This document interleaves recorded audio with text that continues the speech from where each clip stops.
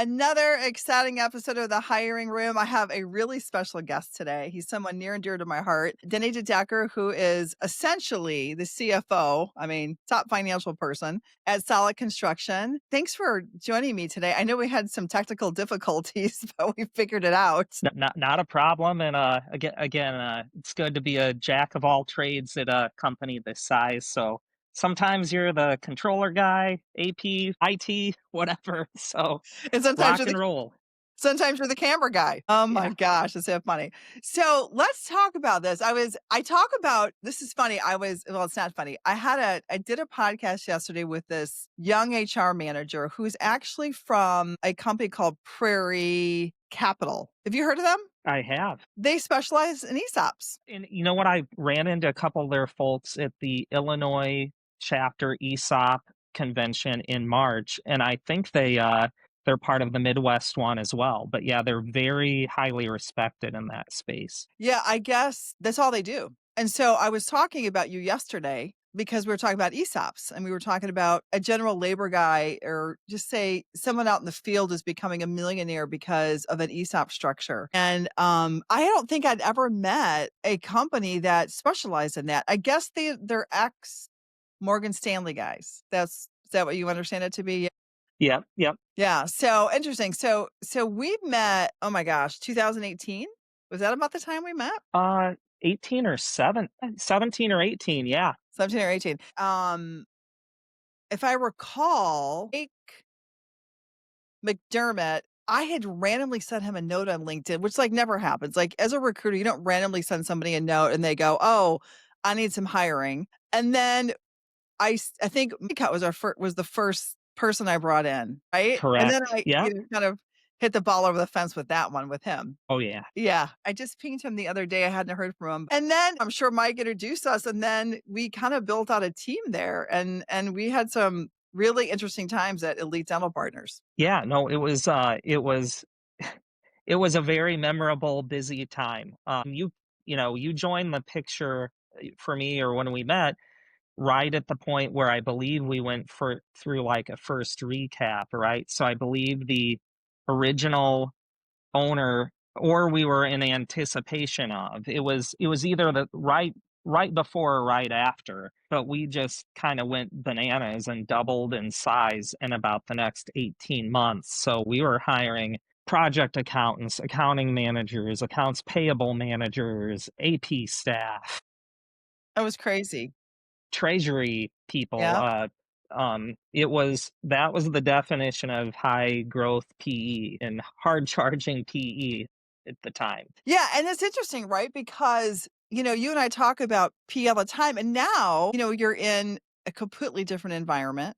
So, well, I want Hmm. to talk about that, right? So, I remember when I got the call from Henry Ryan, it was through a random referral and him and I hit it off and we still, Henry and I still hit it off. And then as we know, it was a really unique situation and I remember sitting there thinking to myself, who am I going to call about this? Who am I going to call about this? And I called you.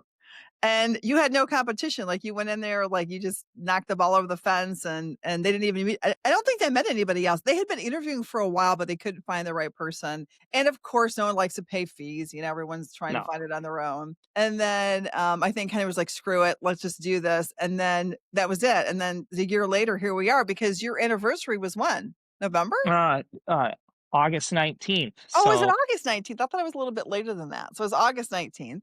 And so what you hear about people all the time, and I'd love to get your perspective of this, is that what's the attraction to a PE-owned company from like an executive standpoint, right? You were part of the leadership team. And so what is always the attraction there? What do they sell you? so from the private Yeah, equity. private So equity side. Let's go and there. again, there are positives there too. There's the spirit of the entrepreneur, right? Yeah. If you're doing something that's fairly ground up, there's not any structure in place. There is not necessarily a rule of how you need to build something, something must be done per se. Some of the like from an incentive perspective, they kind of my experience was they take whatever your base salary is at or below market, but then Yeah. with some sort of units or some sort of incentive that we're not just paying you to be a warm body. We hired you to help grow this thing and scale this thing and put processes in place. So the attraction is you're part of growth. My perspective from whether it be a lead or other PE I was at, every 30, 60, or 90 days, it can feel like a completely different company. I think I went, when I started at Elite in 2016, I think there was maybe 3 accountants and 2 payables people, and by the time I left in January of 2020, I had 4 direct reports and then 18 indirect reports just because of the scale, and again, where we were at with technology on payables, we weren't using OCR, it was, like, a lot of manual efforts, but again, so in that space, it was 20 some odd dental practices to 110 between 2016 and 2020. So Yeah. so the excitement of growth and kind of trying to keep the train on the tracks or try to build as you grow. There are lifelong lessons, professional lessons that you get whether or not the company ultimately goes where people wanted it to go or want it to go, Yeah. but you certainly learn a lot.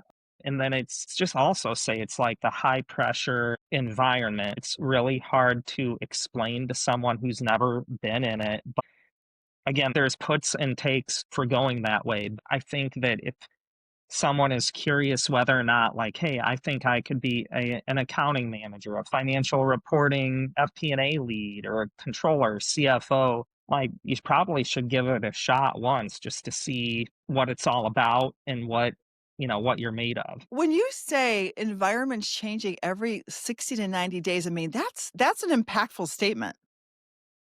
Yeah, no. How do you build if you look at the, 6 human needs of individuals, the basis of one of them is certainty. People want certainty. So, and if you're in a changing environment 60, 90 days, there's no certainty. Like, you don't know what's coming around your corner, right? How do you build a team culture? What were some of the challenges with that? So you're the expert and I'm just on the other side of the table with recruiting, but No, I no, no, no, no. I think that when you recruit for traits, let's say, Yep. and some of the traits recruited for was people who were comfortable operating in a situation where there was less stability, less certainty, and frankly, just more your appetite for risk. If you're working in PE, there's a risk appetite, and then I'd also say you have to go in eyes wide open that the PE fund, they're not bad, they're not good, just neutral, saying the reason they bought your company, maybe it's because they believe in what underlying product or service they're selling. But Yeah. in reality, they went out, they raised capital. They have a certain period of time that can look between 3 to 8 years to put that money to work and get some sort of return for the people who privately invested in them, right? So Yeah. they are going, no matter who it is, they are going to press on you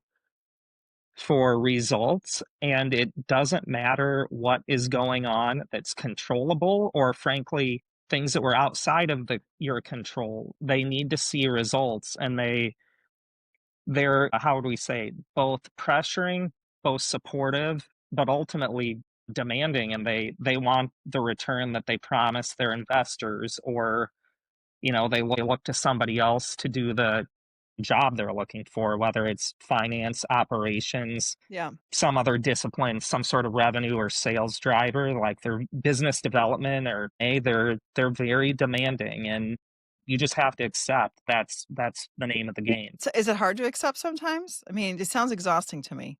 I think it's exciting, and there's a certain like exhilaration of, okay, we hit our 10th deal of the year.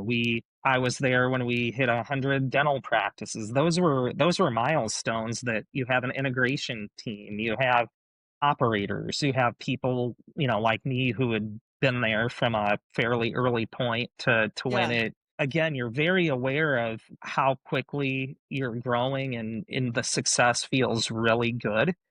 And it's just, you feel like your hair's kind of on fire all the Yeah. time. And Yeah. some people really thrive on it. And then some people don't thrive on it, and I think someone like me, I think, like, I needed for me to do it, and I wanted to see what I could do, and then as, time passes by, either you change or the situation or some combo of both, and then you decide whether or not it's for you. Yeah. Me being an entrepreneur, I'm not it doesn't wouldn't scare someone like me. Um, the thing that I always see with PE firms is, or maybe it's just that the market perceives it as they don't really try to build a culture because 'cause they're not in it for the long haul, right? So, and that's changing all the time. It just always seems from the outside in anyway, and I've never worked for a PE firm, is that it's so EBITDA driven, it's so money driven that the people become somewhat, secondary maybe. And maybe that's not true, but that's part of the perception of the market. What do you think about that? I can't speak for all, PE, and I'd also say that I have people who are friends and Yeah. colleagues in that space, so not Yeah. disparaging, just my observation. There's shades of truth in any of that, and I think it's different one place to the next. I do think it is a bottom line business, and Yeah. they must perform or they don't have a structure, right? If you're promising people you can put your money in a mutual fund, you can put your money in a stock, you play the market and you say, well, okay, I can do E-Trade or, Yeah. trade my own fidelity and I can make 10% on my investment. Why should I give you my money for 5 years I if mean, you it's can't true, do right? better? It's a becomes sort of like a practical, decision you're making, not you want a return, period, end of story, right? So the way, yeah, right. So the PE people, they're business people and they are driving and operating as if their Yeah. investors are a huge consideration. Now, there's he that I've interviewed that's in different healthcare, veterinary, other types of things where there's altruistic type of nature of the underlying business. Yeah. The balance I've seen, because again, I did have favorable experiences, whether it was Griffith Partners or Tyree D'Angelo, Cressy and Company. Right. The people I met, they genuinely cared about the people that worked for them. Oh, They that's cared awesome. about, yeah, Yeah. they cared about, the outcome of the business, and again, they're much brighter people than I. I wouldn't say that, Denny. But the thing I What bring you to the learn from table them. is, no, I'm pretty grounded and just tell people good news, bad news. I just Yeah. call it as I see it, and I think that's the value that I brought to the table in those situations. Yeah. And again, but with any of those groups, it comes down to there's a mix of, are you making that business you're working on? Are you making it better? Are you helping it grow? Are you giving people the information they need to make it succeed? And I do think, like, being reflective about it, which I've had a lot of a time, because I chose to leave the high volume, high pressure PE space, I'd say in early 2020 with your help. Yeah. And then with, COVID coming a couple months later, there was a lot of reflection time. I Yeah. do think that the pressure of that I put on myself to say, okay, I'm in this business that literally grew 5 times in size in terms of physical location. Yeah. I put it all on me when things didn't go the way it was supposed to. And now that I've had another half dozen years of experience down the road, I can look in the mirror and look back and say, I should take accountability for the reporting, whether or not bills got paid, anything in my direct control, AP, Right. AR, financial reporting. But if there's things where there's an operational flaw or there's a strategic decision by some combination of the C-suite and the PE group to, let's say, tolerate some of the local operators in the spaces I was in, like people that wanted to be squishy with compensation or they should have more accommodation. Yeah. I'm supposed to be looking at black and white. I have an employment agreement. I have a Yeah. subordinated note agreement. So there's a lot of natural friction with my role or past roles and what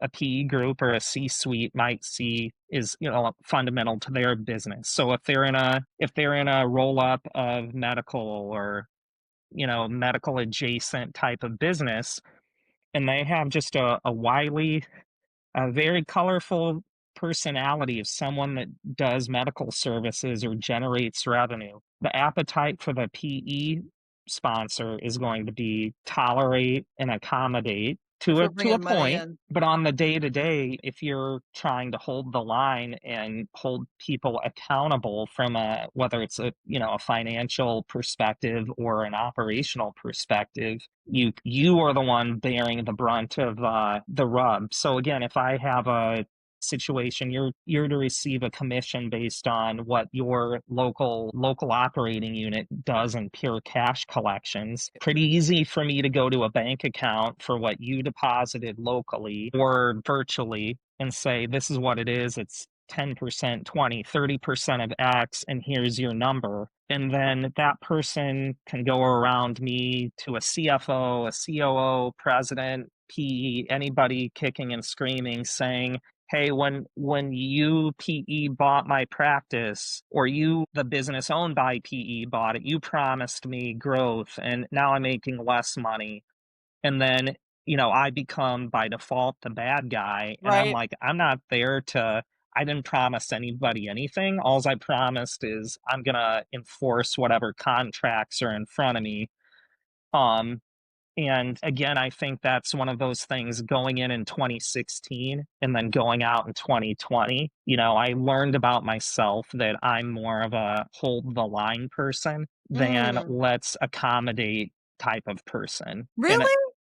You yeah, seem like such an accommodating type of person, not a hold the line. But really, you're in a position where you have to hold the line. I mean, you're you it, know? it I think it's well for me. It's about picking and choosing the battle. Yeah, And so as we're talking at the end of 2025, we've been in a world where there's a lot of businesses that had an old school, everybody's in an office every day of the week, Monday through Friday. right. And then if there's month end close or there's year end or quarterly deadlines, you're in the office over weekends, potentially holidays. Okay, so March of 2020, you're in a world where in Illinois here, most people, unless you're an essential business, you were pretty much forced home. Yeah, that was 'Cause- crazy. yeah, That was a crazy scenario for the business you were in at the time. I mean, it right, was right. scary. So yeah, I was all of 8 to 10 weeks in at a waste parts distributor business, and you still need people to put parts in a box and ship them out, right? But then you had, I think, let's call it, there were 15 people in the kind of back office area that I was a part of. And none of those people had ever worked remotely. So all of a sudden Yeah. you're, picking machines up and putting them getting people set up remotely to do whatever work, payables, AR, accounting, treasury. But flash forward, now we're at the end of 2025. Knock on wood, I don't plan on having future career stops. Love being at the George Sollitt Construction Yeah. Company, ESOP company. The strategic growth is stable and slow growth. And It's completely opposite. You're in a completely opposite scenario. As a matter of it, fact, when I called you, I was worried it wouldn't have the action because you had seen so much action and you've been in so many like wars that I was like, oh my gosh, this is not going to be stimulating enough for him. He's not going to be challenged enough, right? Because I mean, at the dental company, you were doing sometimes 80 hours a week. I mean, you were working like a dog. And since you were one of the founding fathers, so to speak, you had a lot of knowledge. And so you were that person that everybody kind of went to solve the problems, which I know we spoke about in the past where, kind of trying to create those boundaries. You're trying to create those boundaries, but then you're in an entrepreneurial environment, so you're trying to take care of things too. So it could be like a difficult balancing act. And you're just a type of person that serves anyway. You're a person that's going to want to try to help regardless. So I think you're like a different. Let me ask you this: why don't more companies do an ESOP? so Because now that because you're knee deep in understanding ESOPs now, like it's part of this whole job. Because you managed everything with it. So yeah, why? Why don't you see well it? I well I Well, how about I go start this route? Why people do them? Yeah. So, or a compare contrast against private equity. So, In this environment, I'd just say is again, if you'd say, the role is controller or CFO. So in this construction space, I have project accountants, an accounts payable accountant, and then it's small company or dotted line everywhere. So we have Yeah. estimating, administrative, and then operations. So my observation in the first probably week, but I was kind of like, let's see, is this a pattern or just 1 week? So I'm 15-ish months in at this point. Yeah.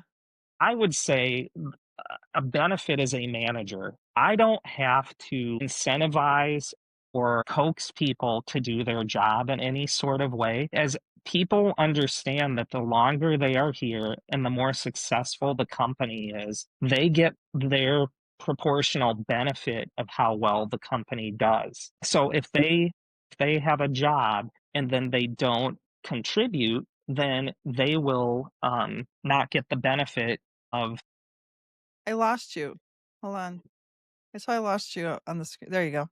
Okay, so yeah, something froze on me. No, so people will act and do their best because there is a direct benefit to them. So if you're in a private company where you have an annual merit review on your salary, Yeah. and you get some points up for, inflation plus, how you did or the company did. Then you have maybe an annual bonus, or let's even say you have a long-term incentive pool.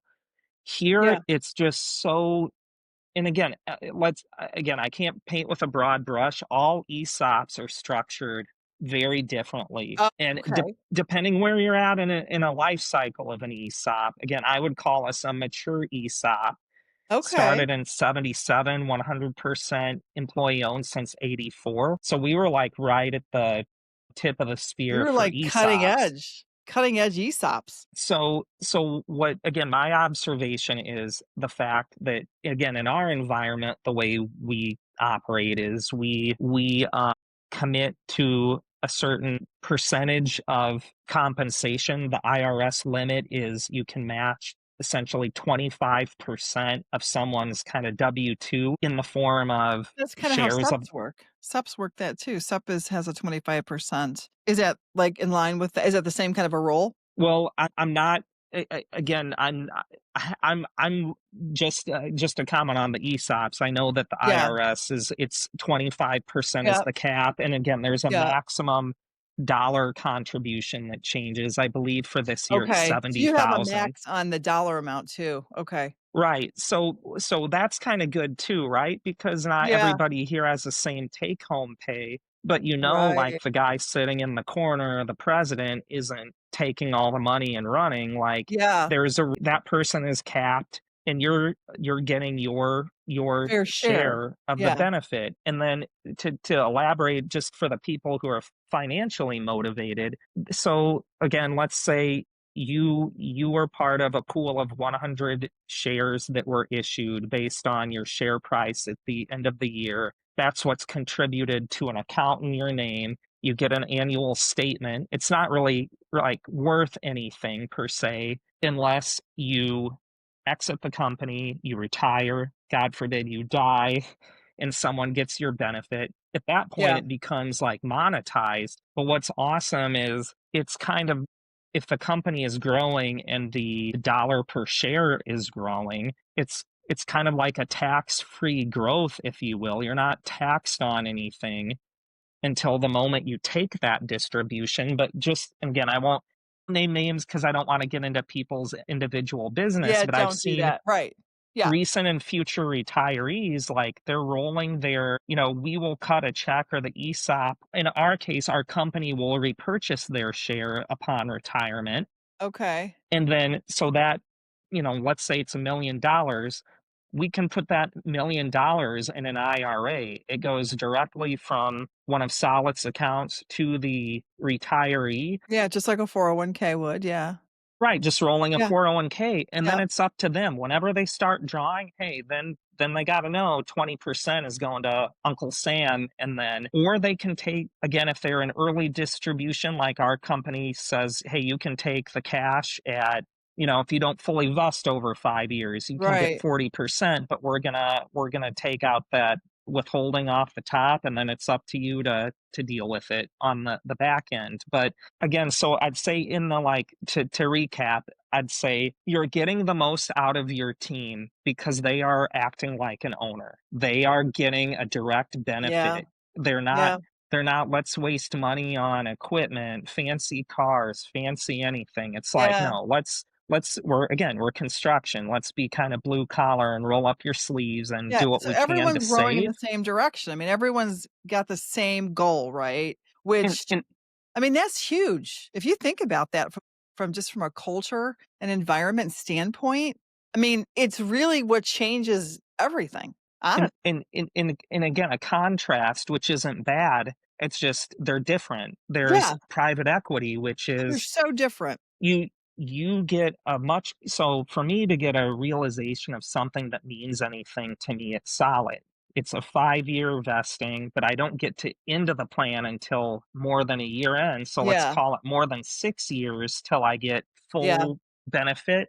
yeah, And then the real benefit is letting it ride and keep helping this thing roll into retirement. So to me, there's more certain amount of certainty working at a company that's been around 180 yeah, years yeah, and knowing it'll be there for me when I retire. But for someone who's got all the juice and the energy and the commitment to do private equity, whether it be 2, 3, probably a max of 8 years, you're going to be with that company and you're going to get to an event where they recapitalize. And depending on what your incentive package is, you're going to realize it much sooner than I will at Solid. yeah. But But it's it's also a it's crapshoot. uncertainty. Yeah, it's a Yes. crapshoot whether you're gonna get it paid or what the valuation looks like, or if they lower the valuation, yada, yada, yada. There's just a lot of factors involved in it, you know? But I will say, if I look at it, I mean, obviously staying at an ESOP-owned company is definitely the long game. You really only benefit for the long game. I mean, you really benefit for the long game, right? Which was, I know we're not supposed to talk about age and all the other stuff, but Mhm. that's why just for this conversation, that's why for you being the age you are, if it makes sense for you, you can stay here for 25 years and walk out with a couple $1,000,000 in your pocket and someone gave it to you. Yeah. Do you know what I mean? Yes. Yeah. Like they gave it to you. And so that doesn't include all your other, investments with your family and your other contributions. I always said to everyone, like, every dollar that I have, I had to save it. Nobody gave us money, And and that's and not poor me. I'm just saying it's a huge motivation to stay there. And of course, that drives other culture issues, right? Like maybe you tolerate people that you wouldn't normally want to tolerate because you don't probably take firing people lightly because, especially if someone's been around a long time because you can't help but feel like I'm really screwing up their long-term plans. So maybe they tolerate different behavior. I'm not saying solid. I'm just saying in general, I'm just saying generally just common sense would show that, people are going to be leaving that much, which is good. So it's great for retention, but you probably have to kind of really screw up. Maybe I'm wrong. Maybe I'm wrong. no, no, and that's an observation I've had. My gut, and we should revisit this in like 3 to 5 years when I've had more runway. Yeah. I feel like that again, to me, it's people who kinda make it to that 5 or 6 years. They're a committed person, and Mm, okay. again, I'll frame this as a positive, like, let's set aside, like, terminating somebody, let's bring it to the real business here. Yeah. We are building businesses, we're building schools, Yeah. we're in a certain space that we've done really well, and we're not gonna leave it anytime soon. But let's say, again, just like law of averages, any business, you've got 10% overperformers, a big middle, and then you got this bottom 10%. Right. WTF? What is happening here?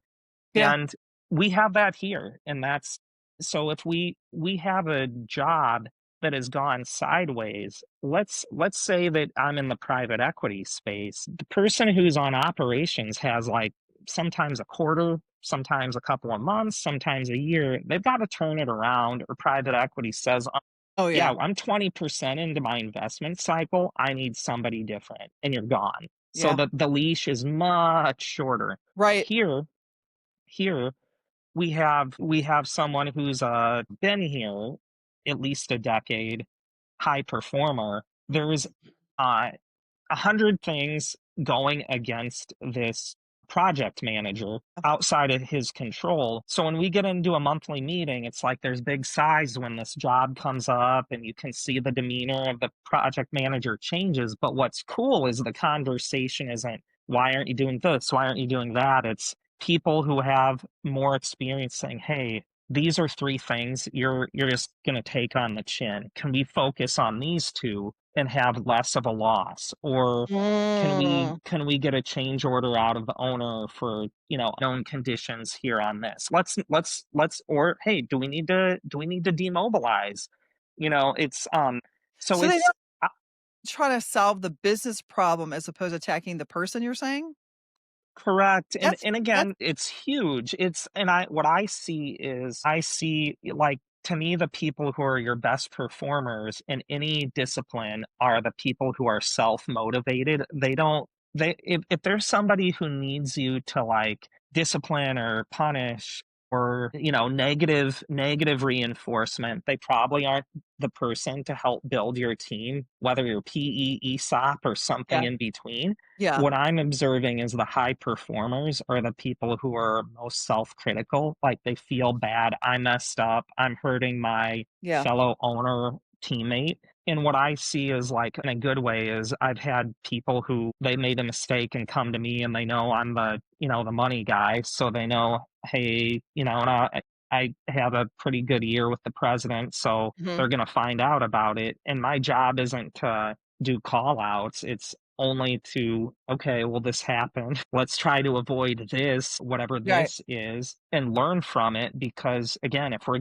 going to be around another 180 years, it's not like looking backwards and, Yeah, headhunting and whacking people for yeah. mistakes. It's what is the baseline of this person. So I think, and the comment too, culturally, again, I would say I was sold, hey, it's a family culture. Well, yeah, it is. And everybody who's in a family is, unless they're, you know, in something that's like, Things happen in from a families. black and white show, is your family, like, gets in disagreements, and then Yeah, they can, like, hug and make up. So, yeah, yeah, there's definitely that here. yeah. There's days where I hear a lot of four-letter construction language going on, usually around when we have a bid going, and you know what? That's because everybody's passionate, and it's kinda like, okay, if the bid's at 2, I can hear the volume rise through the morning. By 2:15, everybody's, like, watching on a screen, like, "Where did our bid?" We're usually the lowest dollar wins the bid, and then by, like, So 2:30, it's like, bid day's a big deal. It's kinda like I ringing the don't need to bell. have the calendar, I can use my ears, and I know when it's a bid day, you know? It's funny. But but then you can hear people kinda kiss and make up, like, "Hey, sorry about whatever, I was just, this Okay. guy was breaking my back about this dollar or that dollar, and I was Yeah. wound up," and then everybody goes home, and then they come back, and it's a new day. And private equity, you have 1 quarter that's bad, 2 is a trend, and, like, somebody at the PE sponsor is thinking, "Do I have to make a change?" Right. And then I'll just say that anecdotally, I've observed behaviors, whether it be the C-suite, the people, the D-suite right below, or all the way to the staff. Oh my gosh, are we cutting? Will I do this better than that person? And I'm not judging anybody negatively. It's like the human, everybody's looking out for themselves. Yeah. It kind of manifests in a lot Right. different way. And Yeah. it and again, it's a personality. What's your appetite for being in that environment? Some people thrive in it. I don't think I was one of them, And but the I PE do. on the PE side? Yeah, by the end, when I kind of chose to be Yeah. George Solid, or they chose me, or mutually we chose, I knew myself enough to know I could do this another 20 years, but that's not going to be the best for me or the best for the PE company. Yeah. I kind of, at that point, I'm kind of formed on how I feel about the way work should be done. And Yeah. yeah, that's how I'm going to go about my business. So back to this question, I don't know if you answered or not, but why don't more companies do ESOPs? Do you I have think, do you have an opinion on it? I don't know. I am just curious what you think, well, being a two financial kind of guy. contrasting points of view. I do think that a traditional ownership model where you have a small ownership group and then employees, the owner is in position to take the bulk of the earnings, or they get all of the, Oh, because 'cause you're it's right, you're saying there's different structures with these ESOPs. well, structures with ESOPs, but I'm saying, like, if you're a privately, let's say you're, and there's in the construction space, there are large billion-dollar construction companies that are Yeah, not ESOPs. right. They have to have really disciplined succession plans for old man or old woman. Joe Blow is retiring. Yeah, Okay, is Jane, Dick, or Sally, who's going to take over? And then that person, like, they will. It's up to them. It's their discretion whether or not they want to keep the control on the family. They have the relationships, the yeah, expertise to so to go from that where you have a real strong ownership group that's, you're profitable. Like, what's the financial incentive to hand that over to the people?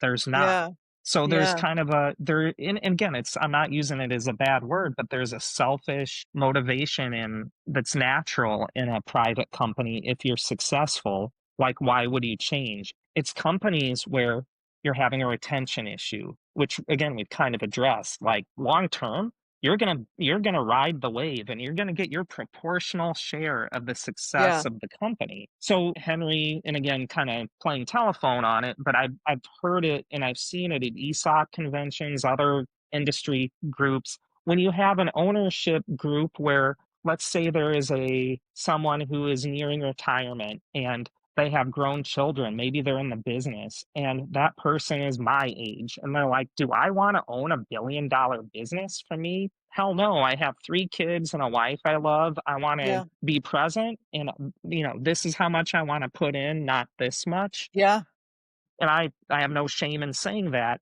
Those, well, your options are you sell to a competitor and merge, and at that point, all the control your company had, your name, it's all gone. And then let's say you had a group like we have 20-ish odd people in the office and another 20-ish odd in the field. The field people are, union, they're protected. They're going to have a job whether it's with us or somebody else. They're fine. 20 people here, the people immediately to go would be people like me, the chief estimator, the chief. You're going to get merged into some group that has a redundant position, right, just like any other right, hostile or natural takeover. You yeah, don't keep two of everybody, so yep, you're gone. So the human capital gets you're erasing.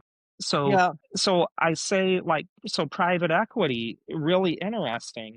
I've been getting calls. Henry Ryan, our president, has gotten calls. There are now private equity companies mm, who have latched on to the concept of, wow, what a tax benefit. So you can set up an ESOP, you can take all the value of the company, you can distribute it to the employees. And again, how you distribute it, Solid, I will say we are at or near IRS max of what we can give people. And there's again 40 years of history to back it up.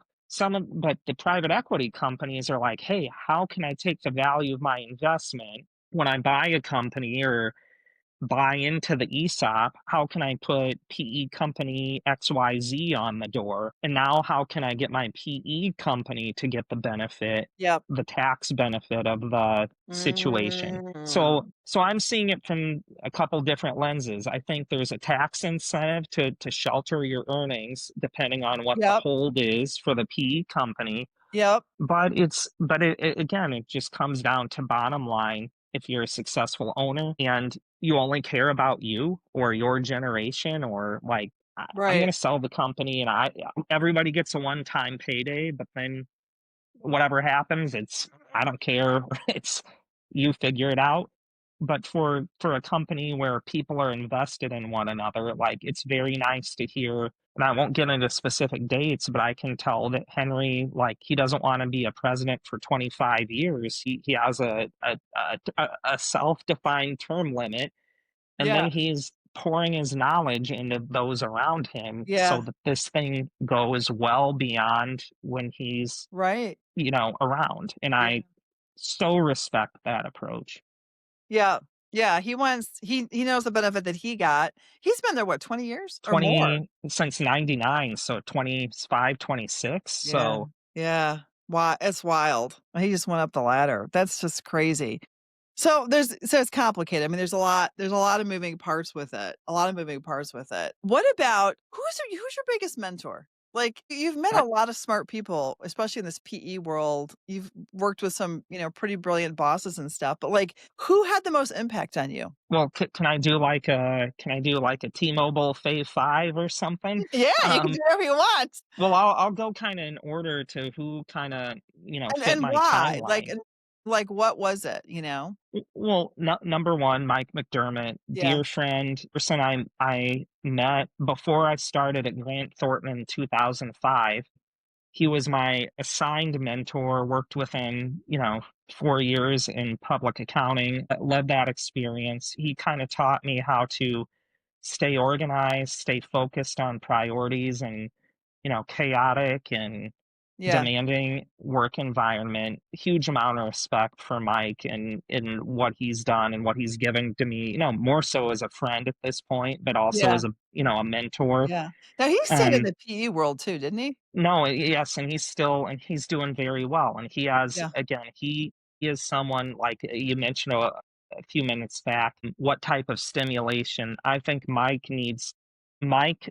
thrives with uncertainty and just such a Oh, belief in himself that, like, I don't care what's coming. I'm gonna come out on top. Now I have self-confidence and like that I probably didn't have 20 years ago or 10 or 5, yeah, but it's just a preference. Like, I like a little more stability. yeah, Mike thrives with more uncertainty, and there's not one that's better or worse. I yeah. think it's You're exactly knowing right. who you are, and Yeah.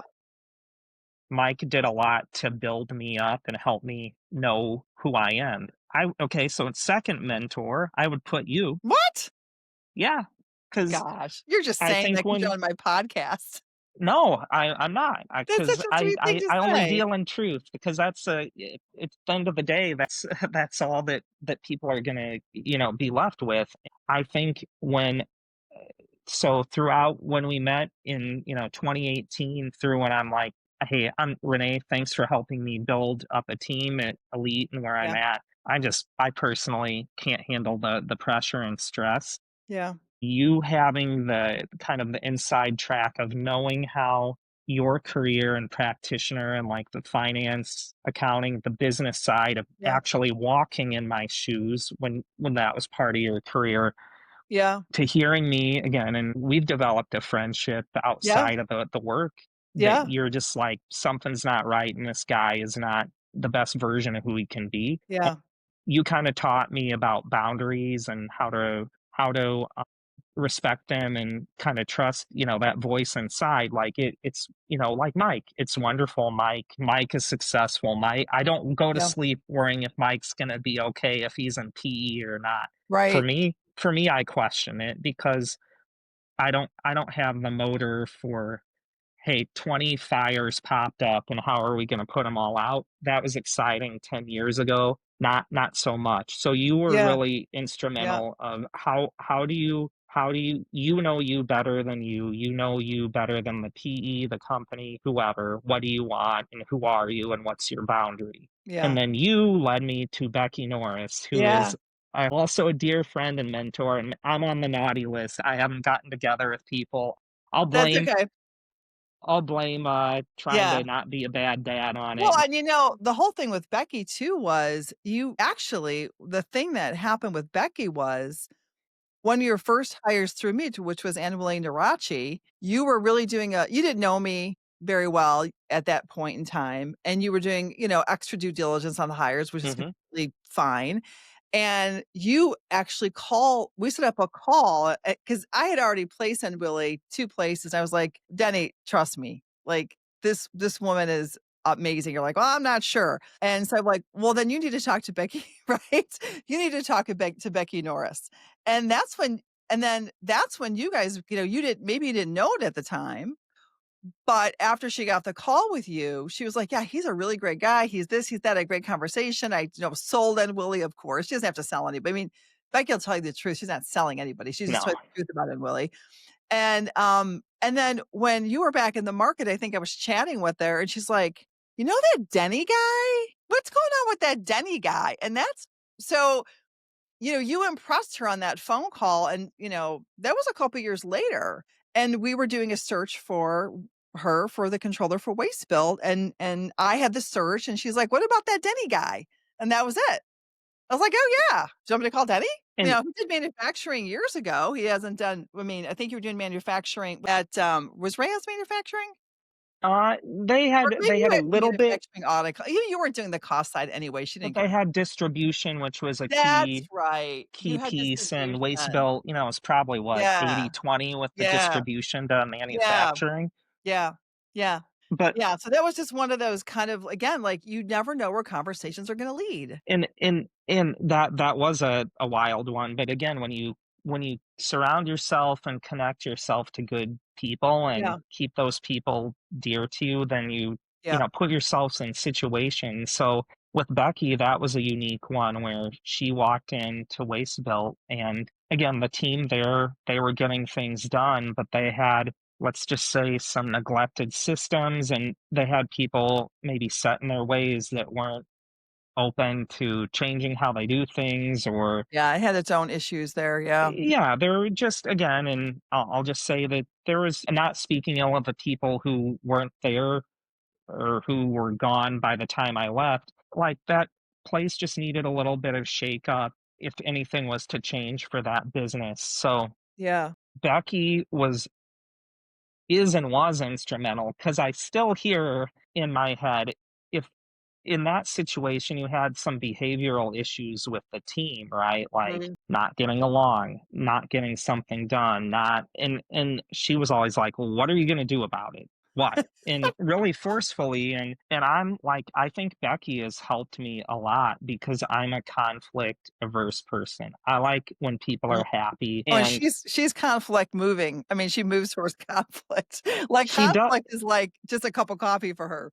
And just like Mike thrives in, uncertainty, I can respect Becky, and Becky, like, if you say something she doesn't agree with, she could tell you very politely or less politely, she doesn't agree with you, or I don't like where you're coming from, or, Yeah, "Hey, I'm gonna," yeah. I think I I admire that because I'm not I mean, I avoid conflict too, I don't like people upset with me, I don't like people mad at me, I don't wanna have conflict, I totally and I think most people avoid it. I think it's awesome, and I think you've grown there. I Mhm. think you've really grown in having and being able to handle conflict. I mean, it's definitely something you have to grow into because it's vital in business.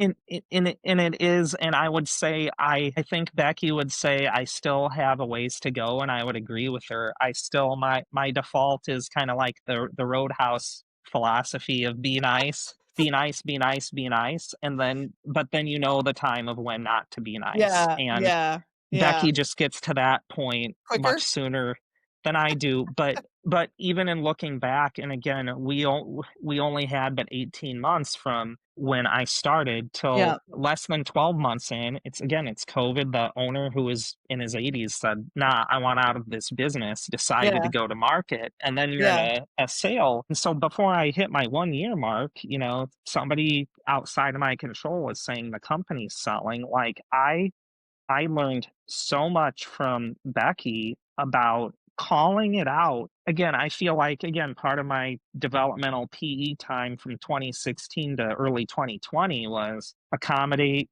keep it moving. The sponsor wants growth. Like, let's table this operational issue. You know, Part of, you've got to feed the beast. You've got to get the EBITDA to keep the capital flowing, to yeah, get the debt, keep getting more debt to go buy more. Here it's like we're not buying more locations or opening more distribution centers. What isn't working?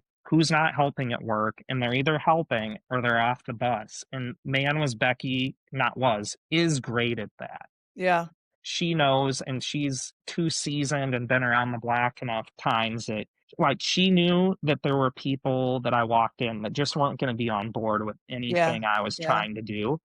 And she let she let me take my time, and then I would wait too long on certain people, and she's like, Mm. "Well, why'd you What do that?" And what I'm are you gonna like, do? What are you gonna do? but Yeah. again, but what I so love about Becky is she respected me enough, she could see where it was gonna end up, and she didn't jump over me. She She let me lets go through it. people she doesn't worry about people on her team failing, and I don't like to use the word failure, but learning, right? She doesn't worry Yeah, about, "It's okay, let him figure it out. I'm not gonna come in and save it. He needs to learn."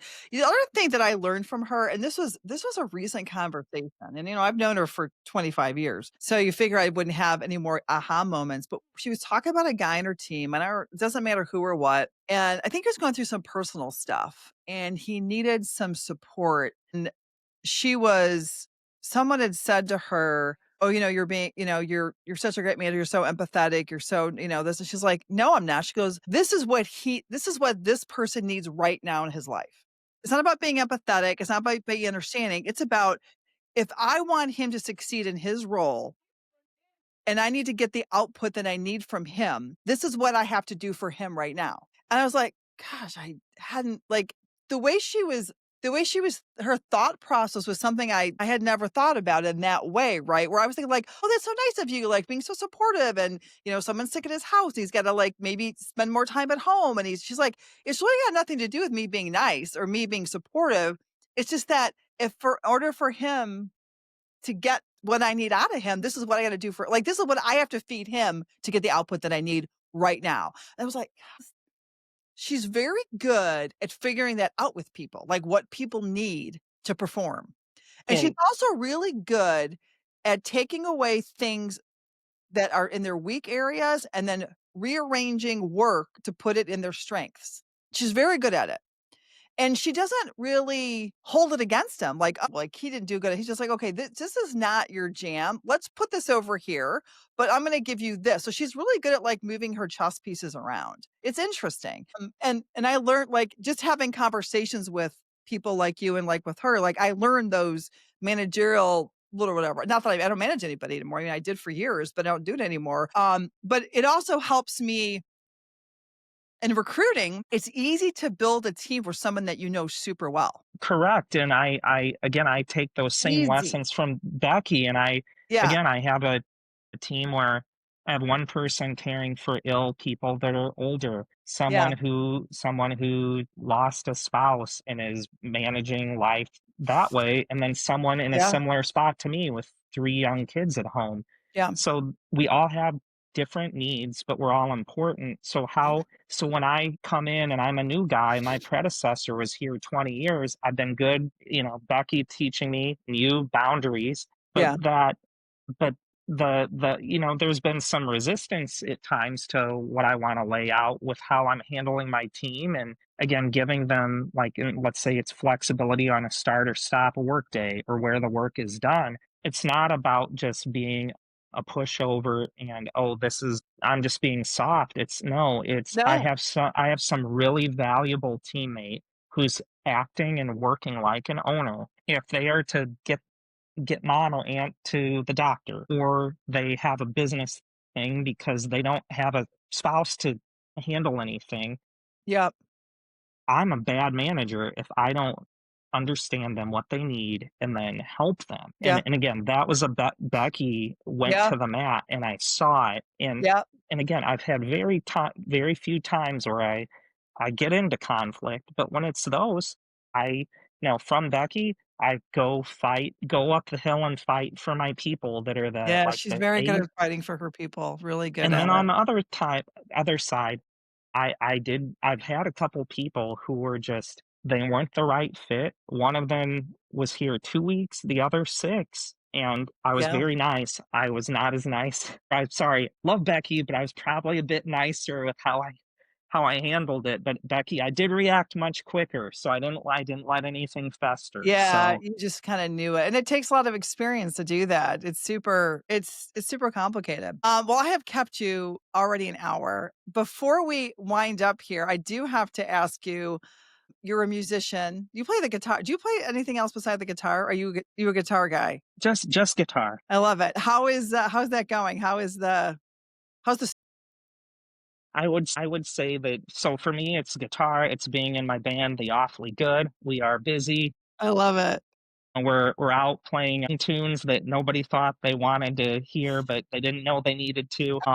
And you know, I would say for anybody who has a passion that's outside of the scope of their Yeah. day job or career, like for me, being doing guitar, but more being in a band, it's all the same lessons. I'm working. It's Yeah. like being in an ESOP. I'm an equal partner to my band. I love it.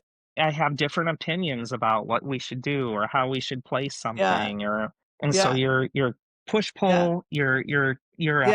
you're accommodating people and learning to compromise. But then Yeah. what's exciting is, here, you got to be the kind of buttoned up stiff guy doing numbers, but I know. everybody's got to Yeah, be you're unusual. who they are. You're left and right brained. Well, actually, Yeah. music is an analytical side of the brain, isn't it? More than creative?